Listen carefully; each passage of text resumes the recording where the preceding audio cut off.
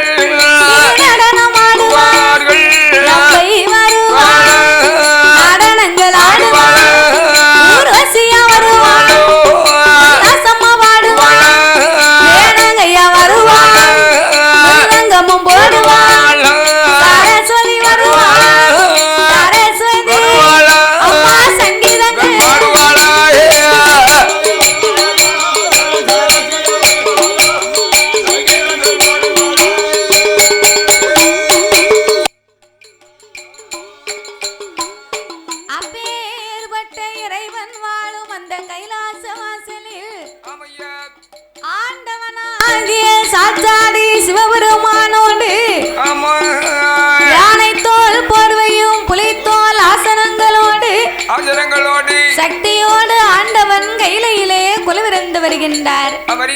அப்படி கொலுவிருக்கும் இறைவனாகிய சிவபெருமான் 14 உலகத்தை இறைவன் படைத்து 224 பூனங்களையும் ஆண்டவன் படைத்தார். 7 சப்தா சாரங்களாகப்பட்ட கடல்களை படைத்து கல்லுக்குள் இருக்கும் தேரையமும் தாயார் கற்பையுக்குள் வாழும் சிசுவையும் முட்டைக்குள் உருவாகும் குஞ்சையவு ஆண்டவன் படைத்து மரம் செடி கொடி பயிர் புல் பூண்டு இலை தாவரங்களோடு ஆடு மாடு கண்டுகாடைகள் அதனையும் படைத்து இப்படியாகவே படைத்த உலகத்தில் மக்களுக்கெல்லாம் பட்டினி இல்லாமல் படியிழக்க வேண்டும் என்று ஆண்டவன் எப்படி படியிழந்து வருகின்றார் தெரியுமா? நாளை நல்ல தினை எடுத்து நாளை நல்ல தினை எடுத்து நாளை நல்ல தினை எடுத்து அவன் நாடு எங்கும் படி அவன் நாடு எங்கும் படி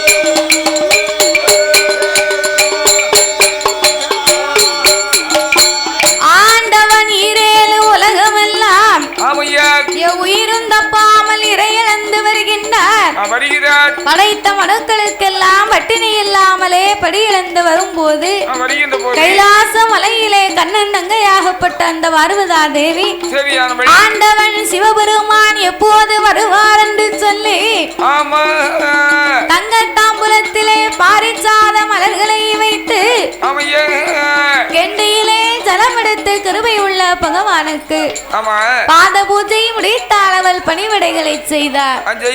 கலைத்த பகவானுக்கு கலைப்பாரி கொடுத்து இழைத்து வந்த ஈசனுக்கு இலைப்பாரி கொடுத்து படியிழந்த பகவானுக்கு பாலும் பழமும் கொடுத்தாலும் அந்த பார்வதா தேவி அப்ப இப்படியாகவே கையிலையில் இருவேர்களும் கொழுவிருக்க மறுநாள் பொழுது விடிந்தது.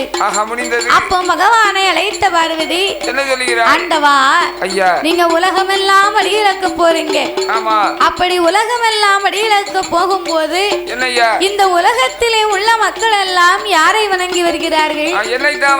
அம்மா பார்வதி உலகத்திலே உள்ள மக்கள் எல்லாம் என்னைத்தான் வணங்கி வருகிறார்கள். அதுல என்ன உனக்கு சந்தேகம்?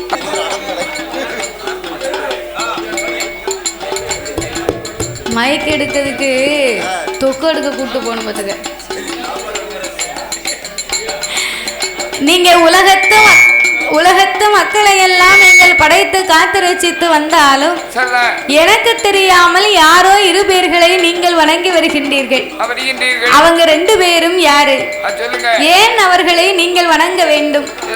அப்படி என்று பார்வதி கேட்க, அம்மா பார்வதி, நான் உலகத்தை படைத்து காத்து ரசித்து வந்தால் காலையிலையும் மாலையிலையும் உலக மக்களுக்கெல்லாம் ஒளி கொடுக்கணுமானா யாரால முடியும்?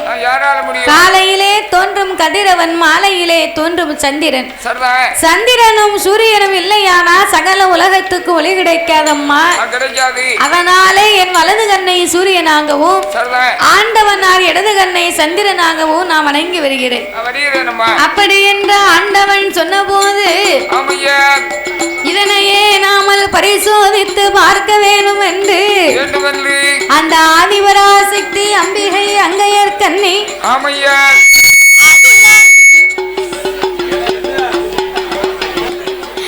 அகிலாண்ட கோடி பிரமாண்ட நாயகி அவள் இறைவனுக்கு தெரியாமல் பின்னால் ஓடி வந்து அந்த பார்வதி என்ன செய்கிறார்? அவன் ஆதிசக்தி பார்வதியா அரணாருக்கு தெரியா அவ பின்னால ஓடிவான். அவ இருகரத்தை எடுப்பா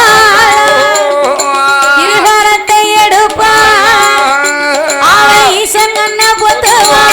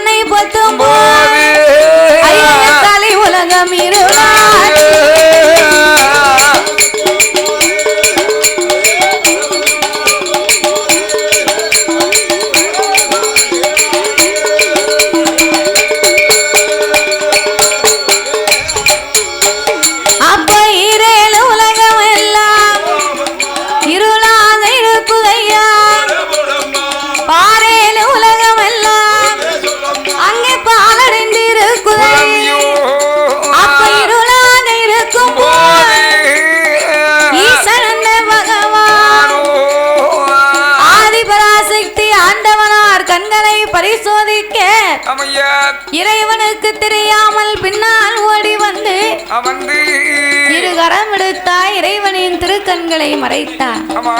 ஆண்டவன் திருக்கண்களை மறைத்தா என்ன ஆகும்? அகில உலக எங்கு பார்த்தாலும் இருமயமா இருக்கு. அப்படி பாறையில உலகம் எல்லாம் பாலடைந்து இருக்கும் போது இறைவன் பார்த்தார், பார்வதிக்கு எவ்வளவோ எடுத்து சொல்லியும் நம்ம மேல நம்பிக்கை இல்லையே. இப்பேற்பட்ட பார்வதிக்கு இந்த இறைவன் யார் என்று நாம தெரியப்படுத்தணும். அப்படி என்று சொல்லி நமக்கு இருக்கும் இரு கண்கள் மட்டும் தானே இவளுக்கு தெரியும். சிவபெருமானுக்கு 3வது கண் நெற்றிக்கண் ஒண்ணு உண்டு. அந்த நெற்றிக்கண் மகிமையவே திறந்து காட்ட வேணும் என்று ஆண்டவன் என்ன செய்கின்றார் தெரியுமா? ஆண்டவன் தான் பகவான், ஆண்டவன் தான் பகவான். ஆதிசக்தி முன்னால் சிக்கன திறப்பா, சிக்கன திறப்பா, அங்கே உலகில் ஒளி கொடுப்பார்.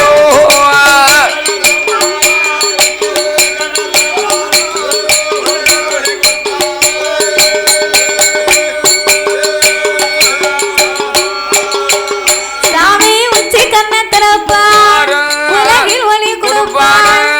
நெற்றி கண்ண திறப்பா,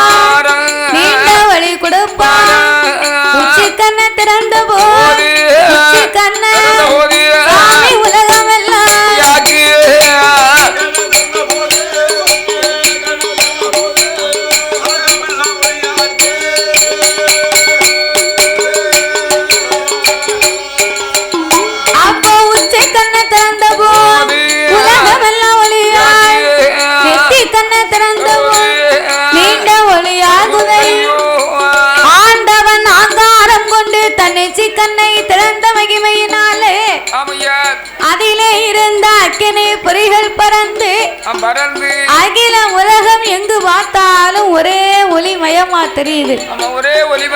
அப்ப அந்த அக்கினி பொறியில இருந்து அங்கார ஒங்கார ரூபங்களை கொண்டு காளி அம்சத்திலே வீர சுரூபத்தோடு ஒரு பெண் வந்து பிறந்தார். ஆண்டவன் அப்பெண்ணை வரவழைத்து ஆட வேண்டாம் பாட வேண்டாம் ஆதாளை போட வேண்டாம், உச்சி கண்ணிலே நீ காளி அம்சங்களாக பிறந்ததுனால உலக சக்தி உச்சினை மாகாளி உன் பெயர் என்று வரம் கொடுத்த ஆண்டவன் வடக்கு வாசல் கோட்டையிலே அமர வைத்தார்.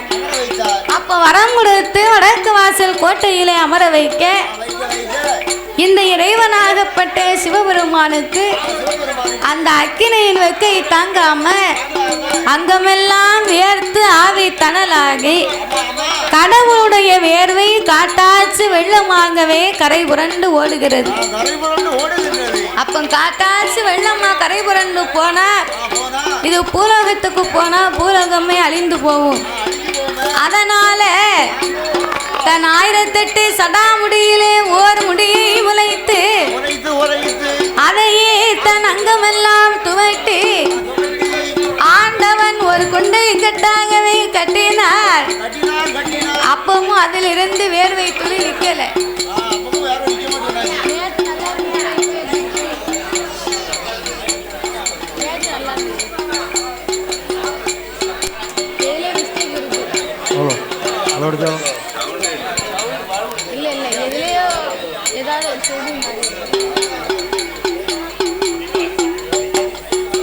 ஆண்டவன் 1008 சடாமுடியிலே ஓர் முடியை உழைத்து அதையே தன் அங்கமெல்லாம் துவட்டி ஆண்டவன் ஒரு கொண்டை கட்டாகவே கட்டினார். அப்பவும் அதிலே இருந்து ஒரு 10 சொட்டு வேர்வை பூமியிலே கலக்க அந்த 10 சொட்டு வேர்வையவும் 10 கடலாக படைக்க வேணும் என்று ஆண்டவன் அதற்கு 10 கடலாக்கி பேர்நாமத்தை கொடுத்தார்.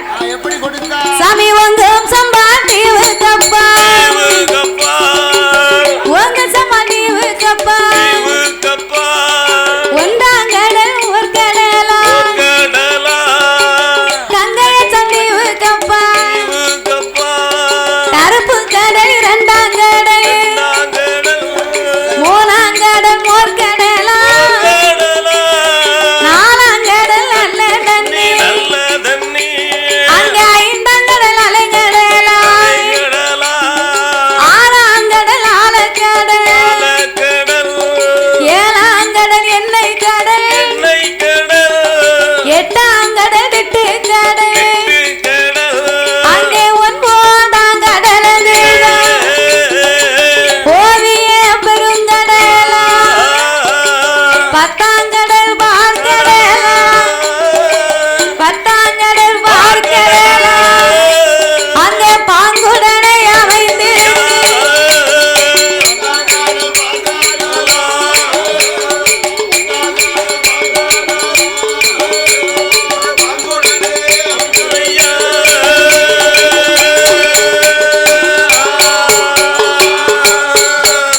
சாமி 10ஆம் கடல் பார்க்கடலா பக்குவமா அமைந்திருக்கு. அந்த பார்க்கடல் கப்பாலே ஒரு பழங்கி வந்த பாறை உண்டு. பழங்கி வந்த பாறை பெரிய படர்ந்ததொரு ஆலமா.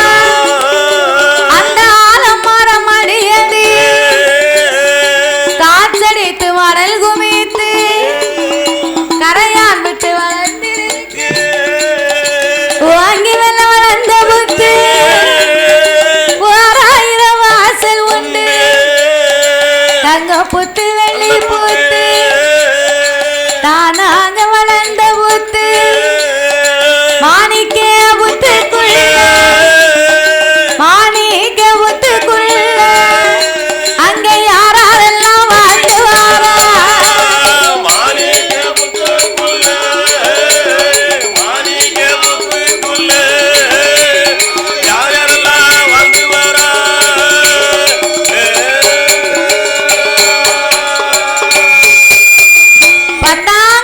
பார்க்கடல் அந்த தப்பு ஆலே பளிங்கு வர்ணம் பாறையிலே படர்ந்த ஆலமரத்தின் அடியிலே காற்றடித்து காற்றடித்து மலர்ந்து வைத்து கரையான் முத்து வளர்ந்திருக்கு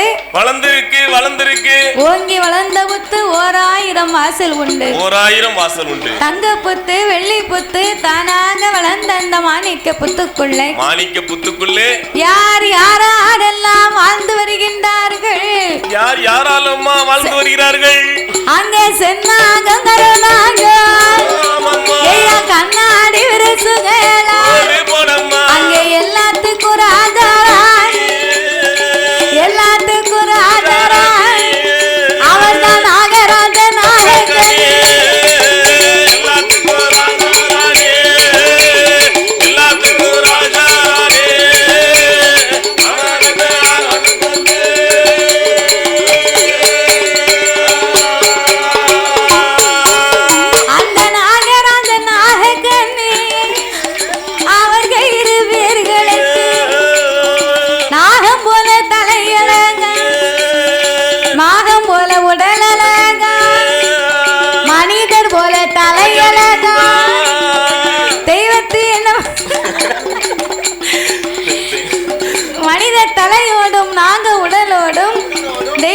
அம்சங்களாகவே 2 பேர்களுமே வாழ்ந்து வருகிறார்கள். மன்னவன் தேவி 2 பேர்களும் மனம் மகிழ்ந்து வாழ்ந்து வந்தார். கொண்டவனும் தேவியுமாய் குணமோடு வாழ்ந்து வருகிறார்கள். ஒருவர் சொல்லை ஒருவர் கேட்டு ஒற்றுமையா